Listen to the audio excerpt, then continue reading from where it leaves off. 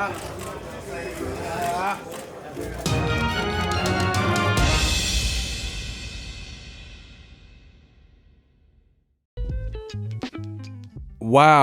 Kell Brook is contemplating really retiring. What up, Fight World? It's your boy Ego, and I'm back with some more boxing. Make sure you smash the like button.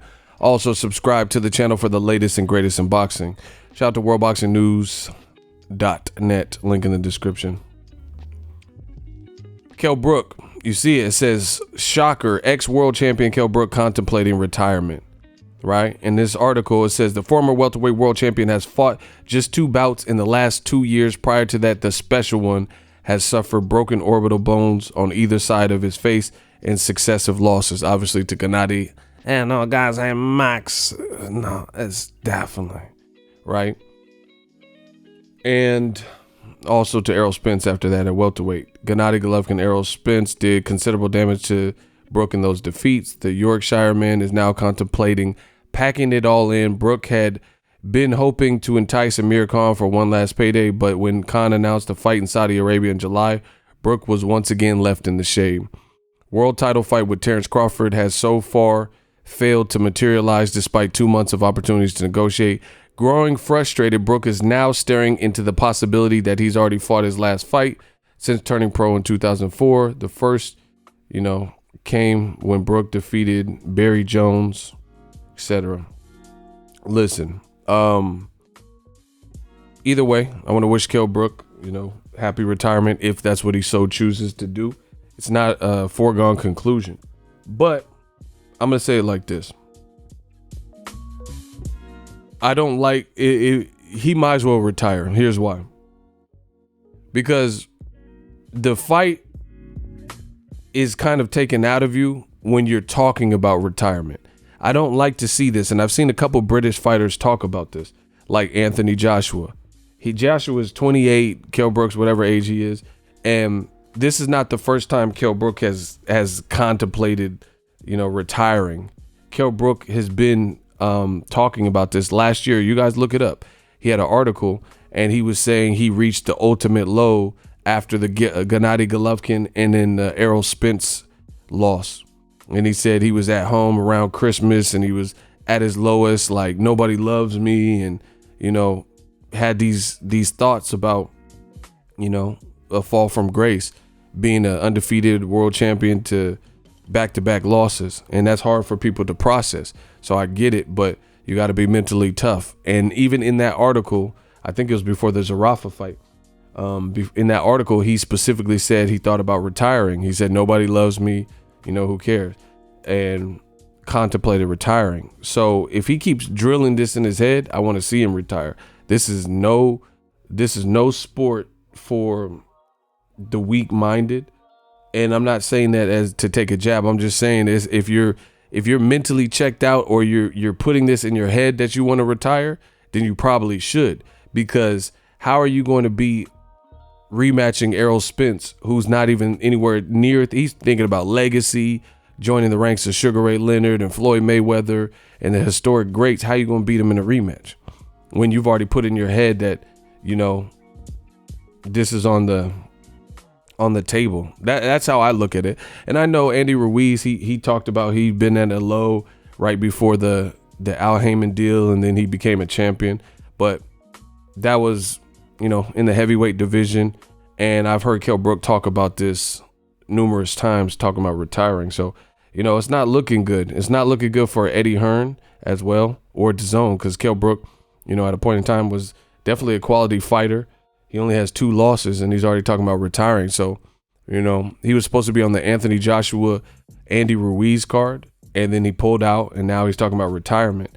And you gotta look at Eddie Hearn, the job he's done for Kell Brook. Kell Brook was kind of like the Anthony Joshua before Anthony Joshua. I don't know if he was as big as Joshua was when he was undefeated, but before Anthony Joshua, was running things with Matchroom, Kell Brook was the name that had already traveled across the pond and beat Sean Porter, and his buzz was growing. People wanted to see the Errol Spence fight and different things like that. So he was the guy with Rematchroom, that had already made waves that transcended just the UK and had a name and a profile in America. And I don't like what Eddie Hearn did with his career, to be honest, because I get Kell Brook's the fighter, but you're the promoter. Kell Brook was supposed to fight Jesse Vargas for a unification, right? Jesse Vargas had signed on the contract. I covered this whole scenario while it was happening on my channel. I've been around, and Kell Brook was a champion at welterweight, undefeated. Jesse Vargas had recently become the WBO champion, right? And he beat Saddam Ali, I think, right? He was the WBO champion, had a belt. That would have been a proper unification and a more winnable fight.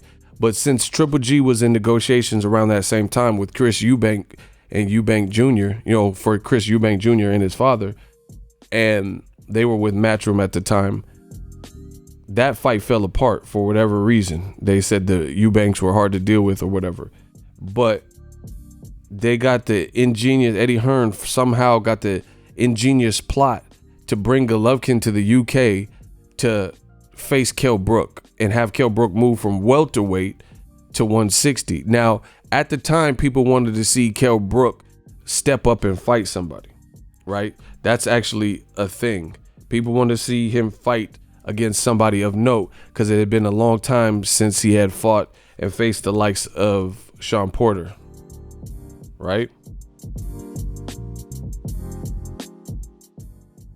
It had been a long time since then. And they wanted to see him step up, but they wanted to see him step up with the welterweight, not step up and fight again against like a middleweight. And then anyway, he did it, and he sustained an eye injury that he never previously had any, issues with, fighting a power puncher and a bigger man and getting hit, and that was like kind of the beginning of the end. And I'm sure, I'm not a doctor, but I'm sure if one side of your skull gets a fractured orbital, it's going to make the other side probably weakened. And now, because he did that foolish move and fought Golovkin at middleweight, this side of his face had to recover. So he got medical exemptions, had to take some time off. And then the pressure was on him to still fight Errol Spence Jr., who was a southpaw. So he did it. He gave a good account of himself early. Errol Spence picked up the tempo, beat him at home, and shattered the other side of his face because he was facing the southpaw. Golovkin's an orthodox fighter. So now you have a fighter with 2 damaged eyes. He quit at home. It's just, none of this need to happen. Worst case scenario, if Eddie Hearn, he would have put him in with Jesse Vargas. I think Kell Brook definitely would have been the favorite in that fight, but who knows, because it didn't happen. And he would have either lost to Jesse Vargas or beat Jesse Vargas, been a unified champion, and then he goes and carries that into the Errol Spence fight.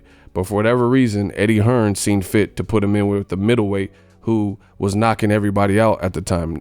Golovkin had 22 fights. So to me, Eddie Hearn, people, they say, oh, he's the promoter of the year. I don't think that's good business. And now he's doing the same thing with Joshua. Joshua's in a must-win situation. Look at these articles. Brook, I fell out of love with boxing after the Spence loss, right? Kell Brook admits the loss to Spence Jr. was the lowest point. Look. So now he's saying this type of, I'm not used to losing, and I just lost twice in a row. First one, I jumped up to middleweight, and he's talking about that really hurt me bad. It took me a long time to get over that. I know I got a lot left in me, but if you read these articles and these interviews at the time, he talked about retiring. Now he's talking about it again. So I just feel like he should retire. But Eddie Hearn, I think he has to really look after his fighters. Kell Brook should have never been in there with Golovkin. It served no purpose. Yes, it's a cool payday, but think about the payday Kell Brook could get if he beat Errol Spence, which Errol Spence shattered his eye, and that's allegedly why he quit. Had he not fought Golovkin, maybe Errol Spence doesn't shatter his eye. Maybe Errol Spence wins anyway and knocks him out. Maybe Kell Brook would have been more confident. I mean, I don't know. It's all hyperbole. It's all like a guessing game because that's not how it played out. And I'm not here to make excuses for anybody. But I'm just saying he would have had a better chance of going straight to Errol Spence than fighting Triple G and already taking the loss and then coming back down and then, dealing with everything. So I thought the Triple G fight, I told you then, I told you this daring to be great. Look at it. Mikey Garcia, same shit. Now they talking about Mikey Garcia may face Danny Garcia. These fighters got to get smart. Yes, it's cool to get a paycheck and dare to be great and challenge yourself, but you got to respect the game, or the game ain't going to respect you. These guys jumping around in weight classes like they don't exist for no reason. Amir Khan with Canelo. Yes, there's historic fighters that have done that, but boxing was at a different space and time. There's different supplements that are legal that people can get, and different recovery methods like cryo, where people could really push their bodies. Cryotherapy, was that around when Roberto Duran was doing this? When he jumped up 2 weight classes for the fight with Sugar Ray, did they have cryotherapy? Was that available to athletes? So it's just differences and changes. You got to respect the weight classes. If anything, move up to that weight class, get a couple under your belt, see how you do, see how you feel. You look last week, there was Jesse Hart moved up to 175, and he said he started getting tired. He said he felt the weight of the division being at 175 versus 168. There's differences. You get what I'm saying? Kell Brook just jump up and fight Triple G. And then he lost that, and then he lost to Errol Spence, and then now he's depressed. Now he's talking about retiring. He didn't look good in his last fight. I think Errol Spence, may have taken the last bit out of Kell Brook, because if a fighter's talking like this, I fear them going on with their career, to be honest, because things aren't going your way, and mentally, I wouldn't tell people that I want to retire, because now you're looking like food. And I think, Eddie Hearn should really look at putting his fighters through the ringer like that. Why did he even fight Triple G? For a couple million? And then now his career might not ever, is permanently impacted. He got an injury that may haunt him as a fighter forever, or orbital damaged skull, cracked skull, whatever.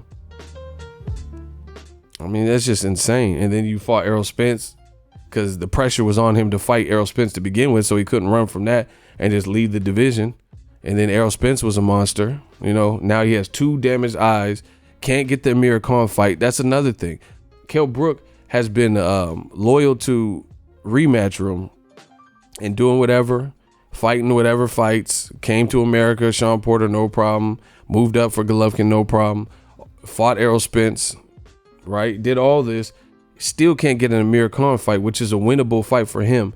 And Amir Khan moved to Rematch Room. So they were both with Rematch Room. And then Terrence Crawford gets a chance at Amir Khan before Kell Brook does. And he's a top ranked fighter. And meanwhile, Eddie Hearn has his deal with DAZN and Sky Sports, one for UK, one for US distribution.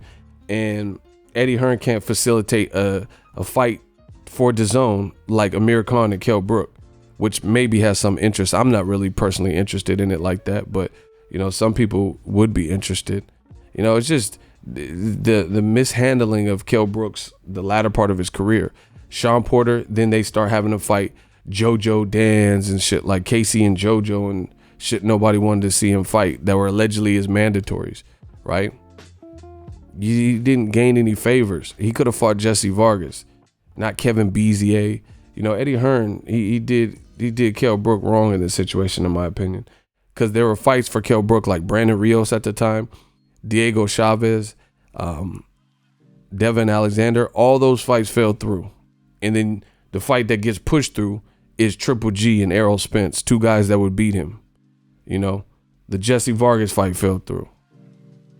Kell Brook and Amir Khan both were with the same label.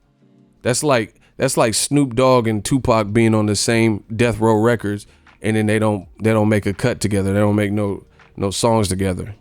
None. You know what I'm saying? That's like crazy. How is Kell Brook and Amir Khan both with Eddie Hearn? And everyone thought, okay, cool, Amir Khan going to recover from the Canelo knockout, and within a few fights we should see the Kell Brook. But you can't get Kell Brook this opportunity, this domestic level fight. But then Eddie Hearn thought he, ran the game in a AJ versus Deontay Wilder fight. But you can't even facilitate a long brewing domestic fight like Kell Brook versus Amir Khan. It's a bad look. It's a bad look for DAZN. So I wish Kell Brook the best, whatever he decides to do, but he's talking about retiring. So if fighters are talking like that, then in my opinion, they kind of should retire, because this is not, you're telling people all your chinks in your armor and your weaknesses and vulnerabilities. And I don't think this is that sport. You know, Kell Brook's in between divisions. Said he was going to 54, but then you got big ass guys like Swift Jared Hearn was calling him out. Jermell Charlo was calling him out. Julian J. Rock Williams looks like a monster. So with 2 damaged eyes, how much success would Kell Brook have against bigger guys? And a lot of them are aggressive with power, right? You got Tony Harrison there still. And then at 47, there's killers there too. So it's just like Kell Brook's in between a rock and a hard spot. And that's just the reality. He's not active. Like, he was supposed to be on the Joshua DAZN card with Andy Ruiz. Then he pulled out. He was supposed to be on, he's supposed to fight Brandon Cook on a Canelo, I want to say Canelo Fielding or one of those cards.